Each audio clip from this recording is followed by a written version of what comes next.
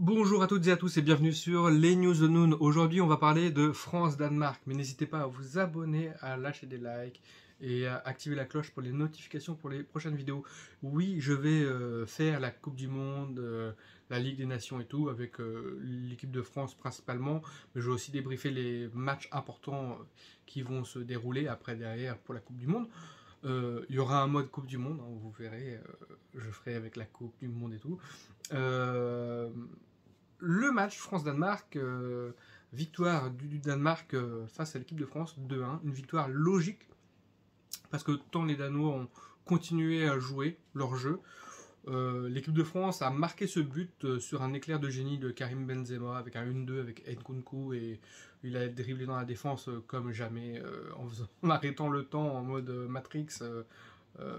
C'est n'importe quoi, il fait ce qu'il veut. Benzema, c'est Ballon d'Or, c'est. Voilà, on est habitué avec ses prestations de génie, mais tout le monde se lève quand il a le ballon, quand il fait s'approcher de la surface de réparation, quand il fait des beaux gestes et tout, c'est vraiment magnifique. Et à part lui, il y a Kingsley Coman qui a fait du bien, énormément de bien sur son côté. Autant de la vivacité, des dribbles, des remises, des centres, c'était vraiment très bien amené. Tchouaméni a fait un super match malgré que sur le premier but, il manque un peu d'agressivité, de punch, d'impact. Mais bon, ça va venir. Et après tout ça, ben rien. Parce que au final, euh, je vais comparer avec le Real Madrid, mais la défense de l'équipe de France est trop passive. Manque d'agressivité. Bon, on connaît Varane, malgré qu'il se blesse à la fin. On voit le manque d'agressivité, on les connaît trop gentils, quoi. Ils sont là, les Hernandez et tout, en mode on joue le hors-jeu sans jouer le hors-jeu, on s'aligne pas, on se parle pas, on n'est pas déterminé à essayer de faire quelque chose de propre, à essayer de rattraper l'adversaire, du sens où on donne sa vie quand on regarde les Militao, les Nacho, les Carvaral, tout cela, ils ont un impact, ouais, non, on reste pas jouer, on doit dégager. Casemiro, voilà, il revient en mode extincteur, oui, là tu sens cet aspect niaque, cet aspect, non, je vais pas me laisser dépasser, mais il joue sa vie, quoi, sur chaque match. Et l'équipe de France, on les voit un peu trop en mode spectateur, parce que j'ai employé ce terme-là, parce que autant ils font des bonnes choses, mais sur les actions décisives, on les voit trop. Bon, ils sont pas très concernés, quoi. On voit sur le premier but, relance de Lloris un peu bizarre, contrôle un peu en reculant de la poitrine, remise alors qu'il aurait dû se tourner vers la touche pour au pire la mettre en touche. Non, là il la remet vers le sens des attaquants danois. Les attaquants danois ont tout le temps de faire une passe en profondeur parce qu'il y a Tchouaméni qui est là, il manque d'agressivité, donc du coup il va pas faire ce geste qui va impacter l'attaquant, enfin le milieu de terrain et tout, et du coup ben, en pensant qu'il va remettre dans l'axe, il oublie l'appel en profondeur de l'attaquant danois, et Hernandez et tout, bah, c'est entre eux, donc ils doivent le voir, quoi, en fait. Et il n'y a personne qui se parle. Et oui, il passe, il prend le ballon, but, quoi. Mais là, la défense, elle doit voir, elle doit être au taquet, quoi. Je veux dire que même si c'est une phase de relance de Hugo Lloris, les Danois, ils sont quand même présents dans notre surface, aux abords de la surface, et ils peuvent jouer là-dessus sur une passe. On sait très bien que ça peut casser des lignes. Et là, bien sûr, mais t'es deux ou trois contre un, t'as une visibilité, mais t'as un joueur danois en face. Tu dois le voir, tu dois le marquer, tu dois sentir. Et c'est ça le truc que je reproche à l'équipe de France sur ce match, c'est qu'ils oublient de sentir les choses. Ils sont trop en mode c'est la reprise, mais ils n'étaient pas assez concernés, ils n'étaient pas assez tueurs en fait en défense. Milieu de terrain, bah ça allait sur les phases où on contrôlait bien le ballon, mais pas plus que ça, parce qu'on regarde l'équipe danoise, ben ils étaient concentrés sur leur jeu, ils avaient un but, ils avaient un plan de jeu, ils étaient carrés, malgré qu'ils étaient menés au score 1-0, ils ont continué à jouer leur jeu. Ils se sont dit on va se créer des occasions. Ils ont été soudés en défense, en bloc, très rapide à se regrouper en défense, très rapide à exploser. Et, Et ouais, et nous on était complètement largués quand on devait revenir, c'était des contres. On avait l'impression que l'équipe de France faisait ça avant en phase de contre et on se prend la même chose qu'on faisait avant et ça me fait un peu rigoler de voir que on n'est pas capable de revenir assez rapidement, on n'est pas voilà, il faut un peu plus de tranchant sur les actions, un peu plus de vision en fait. Il faut regarder les choses, il faut le sentir. Parce que sur le deuxième but, t'as Hernandez qui part pour essayer de mettre en jeu l'attaquant, mais l'attaquant il continue tout droit. Et manque de bol, bah, il le fait pas bien, pas au bon time. Du coup, bah, l'attaquant n'est pas hors jeu. Et du coup, l'attaquant récupère le ballon, donc Hernandez est complètement largué. Et le défenseur qui avait 2 ou 3 mètres de retard essaie tant bien que mal de revenir. Il revient. euh, alors là aussi, je comprends pas. Le but sur le premier poteau de Lloris, il n'y avait aucune possibilité en fait de faire un centre. Tout le monde était un peu à la rue. Il avait que la possibilité, c'était de tenter sa frappe parce que le défenseur couvrait un peu. Hein. Là, Lloris, il aurait dû couvrir son poteau, quoi. Couvrir son premier poteau et tu dois pas prendre le but comme ça. Bon, il nous a sauvés sur l'action juste d'avant. On aurait pu se prendre le 2-1 plus rapidement. Donc ça aurait pu être plus lourd le score, même si N'Golo Kanté nous fait une super belle frappe, magnifique, hein, qui touche le poteau malheureusement. Le match nul, non, je pense que la victoire du Danemark est méritée totalement.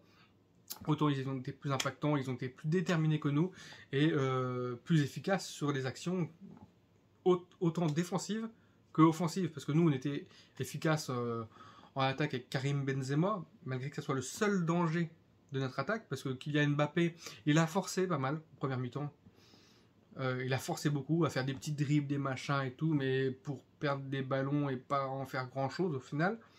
Kingsley Coman a essayé de percer des flèches de son côté et a apporté énormément. On a vu quand Mbappé s'est fait remplacer par Nkunku parce qu'il est sorti sur pseudo-blessure. J'espère que c'est pas trop grave, mais mieux vaut préserver le joueur. On a d'autres matchs, c'est pas le moment de se casser. Donc voilà, on préfère voir d'autres joueurs et faire tourner. Et puis ça apporte du temps de jeu aux autres, c'est très bien, puisqu'en plus Nkunku a fait un match sympa quand il a eu des ballons. On a vu le jeu Benzema-Nkunku, ça se passe bien, très bien. Le 1-2 justement qui apporte le but en deuxième mi-temps. Et sinon, il n'y a pas eu grand-chose. Parce que Griezmann n'était pas... à part quelques passes, il n'était pas tranchant, il n'était pas décisif. Autant Benzema prenait bien cette place-là de quelqu'un qui commence les actions et qui les termine et qui dirige un peu le jeu, qui orchestre le jeu. Autant Griezmann, je le voyais bien dans ce genre de rôle. Il l'a pas joué du tout. Ouais. Et c'est ça malheureusement qui il se perd un peu dans le match. Maintenant, on a perdu. Je pense que ça va remettre un peu d'ordre dans cette équipe de France. On se voyait un peu trop beau. On se disait oui, on a Benzema, Ballon d'Or, Kylian Mbappé qui a d'ailleurs parlé injustement sur le football sud-américain. Je pense qu'il est bien fait de rien dire parce que quand on sait que ce football-là sud-américain, c'est un football de joueurs qui ne lâchent rien, qui se dépassent, qui extrêmement dur à jouer en fait. C'est extrêmement dur à jouer. Quand on voit le Chili, le Pérou et tout, ouais, le Mexique et tout, Brésil, Argentine, n'en parlons même pas. Alors, on va pas me dire que les Sud-Américains sont moins bien. Non, non, non, non, non. Loin de là, je pense que c'est même l'inverse. C'est très, très, très, très, très dur de les jouer. Et là, à l'heure actuelle, l'équipe de France joue contre le Brésil. On n'est pas bien. On n'est pas bien. Contre le Chili et tout, c'est pareil, on n'est pas bien. Maintenant, Mbappé, tu peux pas faire la différence tout seul. Le milieu de terrain, ça marche pas bien. On n'est pas encore dans nos réflexes. On n'est pas. Et puis défensivement, tu peux pas tenir un match si défensivement t'es pas bien aussi déjà. Si les moindres flèches que tu te prends, tu te doutes parce que avec le Real Madrid, t'as des flèches. tu vas contrôler un peu le jeu ou tu vas te faire dominer, mais la défense est extrêmement forte.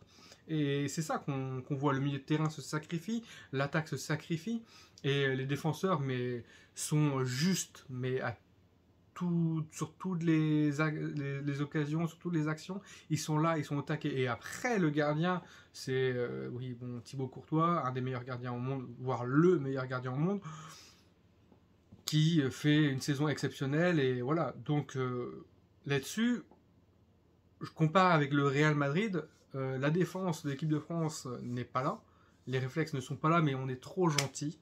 On est tellement gentil. Et au milieu de terrain, les passes, en fait, les passes ne se font pas bien. On ne fait pas tourner assez vite d'un côté ou de l'autre. Les passes ne sont pas efficaces. On est un peu en mode contrôle raté à moitié. On perd du temps, en fait.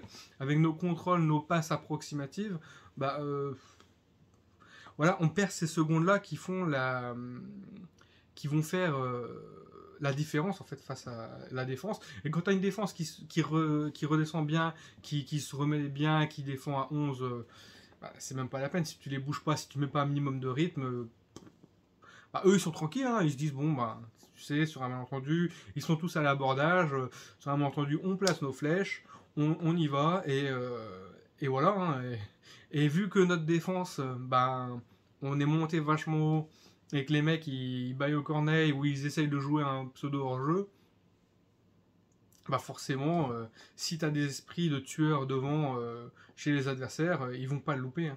Ils vont pas te louper. Et ça s'est vu. Hein. Quand tu vois Cornelius qui marque un doublé comme ça sur quasiment 2 ou 3 occasions, ils ont eu 4 occasions, ils ont eu les Danois, 4 vraiment franches. C'était quasiment but en fait, tout le temps. Ils ont très bien joué. C'est une équipe qui est pas nouvelle, qu'on découvre pas. Donc il y en a qui disent oui, les Danois et tout. Non, non, on ne découvre pas le Danemark. Hein. Le Danemark, ça fait depuis la nuit des temps qu'ils sont bons, qu'ils sont très bons. Et ça fait depuis la nuit des temps où les matchs sont tendus comme ça. Et on sait très bien que si on a fait un match nul miteux contre eux à la Coupe du Monde dernière, c'est parce que on pouvait pas le jouer autrement et qu'il fallait pas se blesser non plus, mais que ils auraient rien lâché, hein, ces personnes-là. Et c'est vraiment une très belle équipe. Bravo à eux, bravo, parce que voilà, ils ont joué leur football et ça a payé. Et à nous de nous remettre aussi dedans, de redescendre un peu de notre nuage, de dire voilà, on a du travail à faire. Il faut continuer à le faire, il faut le faire bien, mais il faut surtout être de la rigueur, quoi. Si tu es approximatif sur tes actions, sur tes contrôles, sur tes passes, les autres, s'ils ne le sont pas, c'est fini. Et là, on a vu trop de passes approximatives, trop de contrôles bizarres, trop de relances hasardeuses. Et tu peux pas gagner avec ça, tu peux pas. Et puis si tu restes en mode spectateur, ne serait-ce que 2 secondes sur l'occasion, le mec tu le revois plus quoi. Et puis derrière tu peux faire ce que tu veux. Hein. Si en attaque tu fais pas tourner un minimum, tu mets pas de la vitesse. Kingsley Coman il en mettait. Hein. Mais si tu fais pas tourner, tu fais pas des passes précises et que les mecs ils sont jamais déstabilisés. Alors tu comptes sur 1 ou 2 éclairs de génie, d'accord. Mais il faut pas que compter dessus. Il faut, il faut que ça tourne. Il faut que, de toute façon, dans les prochains matchs, on verra. Ils vont faire des ajustements. Il faut donner du temps de jeu aux autres joueurs. Il faut leur dire, écoutez, vous êtes là maintenant, les nouveaux joueurs. On va vous intégrer dans l'équipe. Maintenant, chacun va se battre pour sa place. Normal. Et chacun va essayer de faire du mieux possible en étant le plus juste possible. Comme ça qu'on va faire le groupe. Mais c'est vrai que Varane, il s'est blessé malheureusement, mais il est trop gentil. Tchouaméni, il a été très bon sur le match. Autant sur le premier but, il a manqué d'agressivité. Quand tu vois qu'un Casemiro, il y serait allé. Hein, il n'aurait pas hésité, il aurait été dessus. Les Militao Carvajal, par exemple, ou Militao Nacho. Sur le but, même sur le deuxième but, on ne l'aurait pas pris, ce but-là. Parce que les mecs, ils auraient été au taquet, ils seraient revenus, ils auraient sorti un tacle pour la dégager le ballon, ou alors il l'aurait orienté vers l'extérieur, il n'aurait rien fait, et Courtois aurait surveillé son premier poteau. Mais c'est ça qu'il faut faire, en fait, il faut s'inspirer de ça, et il faut que l'équipe de France aille de l'avant et dégonfle un peu en disant oui, on est peut-être les champions du monde, mais pour l'instant, au début de la compétition, t'es plus champion du monde. T'es plus champion du monde. Là, c'est du passé. Maintenant, on continue, on va de l'avant. Donc là, on n'est plus champion du monde, on va pour la gagner. Et il faut y mettre tous les ingrédients. La justesse, la précision et aussi le mental. Et parce qu'on voyait vers la fin de match, on les voyait déçus de leur match, certes, mais on les voyait pas. Tu les voyais pas pouvoir revenir dans le match, même égaliser. Parce que tu disais, bon, il y a des arrêts de jeu et tout, tu les voyais déjà en train de dire, bah, on a perdu, c'est fini. Non, non, la fin du match, c'est quand l'arbitre siffle. Donc il faut quand même y aller. Parce que, certes, c'est un match comme ça, là. Mais quand tu le répètes plusieurs fois, où tu es concerné jusqu'à la dernière seconde, jusqu'au coup de sifflet final, et ben après, dans les grandes compétitions, tu as l'habitude d'être concerné jusqu'à la fin. Donc du coup, c'est pas quelque chose que tu vas te dire, tu vas découvrir d'un seul coup. C'est quelque chose où tu auras l'habitude de le travailler, où mentalement tu te seras préparé. Le Real Madrid se prépare pour jouer leur match à 100% de bout en bout, même à la dernière seconde. Et ben là, l'équipe de France, il faut qu'ils soient déterminés. Il faut qu'ils disent de toute façon, ça peut le faire quand même. Et cet aspect-là, de ça peut le faire, on va le faire, bah on ne l'a pas vu. On a vu qu'on s'est pris un but, on s'est dit oh là, il y a eu un passage à vide. Et le deuxième but nous a fait mal. Le deuxième but nous a fait mal. Mais le deuxième but nous pendait au nez depuis un petit moment. Donc au moment où il y avait les signes avant-coureurs, où il y avait la parade de Hugo Lloris pour arrêter ce but, hein, parce que c'était vraiment un but hein, qu'on aurait pu se prendre à bout portant. Et ben, c'est là où il aurait fallu être décisif et qu'on se dise mince, il faut faire quelque chose, il faut rebondir, il faut y aller. Mais par contre, les mecs, il faut être sérieux en défense, il faut qu'on réfléchisse à ce qu'on soit à nos affaires, hein, qu'on reste pas comme ça en train de dire ouais, oh, il est là, il est pas là. Non, il y a un mec qui est devant, il y a les seuls mecs qui dépassent le milieu de terrain, c'est les mecs qui peuvent nous planter des buts, donc il faut être au taquet. Et voilà, il faut pas dire bon, il y a un mec qui est là, c'est pas grave, l'autre qui couvre. Non, non, il faut se parler et c'est comme ça qu'on gagne les matchs. Donc voilà. Bon, allez, ciao ciao pour la prochaine vidéo.